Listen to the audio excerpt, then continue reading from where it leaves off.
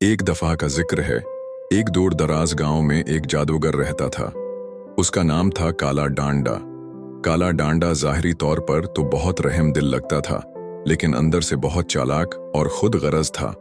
वो गांव वालों को मुख्तलिफ चीजें बेचता और बदले में उनकी चीजें जादू से चरा लेता। एक दिन काला डांडा ने ऐलान किया, जो शख्स मेरी पहेली का जवाब देगा उसे मैं एक सोने की घड़ी दूंगा। गांव में सब हैरान रह गए। सोने की घड़ी, वो भी मुफ्त में। सबने सोचा, चलो किस्मत आजमाते हैं। बच्चों, बड़ों, औरतों सबने पहेली सुनी, लेकिन कोई जवाब न दे सका। पहेली ये थी, चीज एक ऐसी जो हर जगह जाती है पर कभी चलती नहीं, उसका नाम बताओ और इनाम जीतो।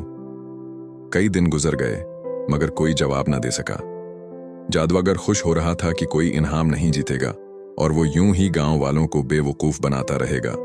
एक दिन एक बिक्री गांव में आ निकली। वो आम बिक्री नहीं थी, बल्कि बहुत ही अक्लमंद बिक्री थी। उसका नाम था मीठी। मीठी ने गांव वालों से सारी बात सुनी और अगले दिन खुद ही जादूगर के पास चली गई।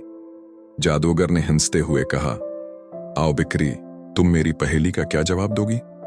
मीठी ने बड़ी एतमाद से कहा, चीज वो है जो हर जगह जाती है पर खुद नहीं चलती, और वो है आवाज। जादूगर का मना खुले का खुला रह गया।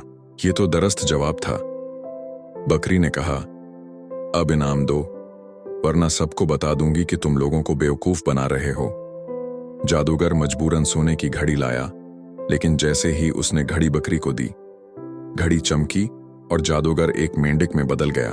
तभी आसमान से आवाज आई, जो चालाकी से दूसरों को धोखा दे वो खुद अपनी चालाकी में फंस जाता है। गांव वाले तालियां बजाने लगे और बकरी को अपना चीफ अक्लमंद बना दिया। सबक, ये कहानी हमें सिखाती है कि इल्म और अक्लमंदी ताकत से बड़ी होती है। जो दूसरों को धोखा देता है आखिरकार खुद ही धोखा खाता है। सच्चाई और समझदारी हमेशा जीतती है। अगर आपको ये कहानी पसंद आई तो लाइक करें, शेयर करें और हमारे चैनल को सब्सक्राइब करना न भूलें। नई कहानियों के लिए घंटी का बटन दबाएं।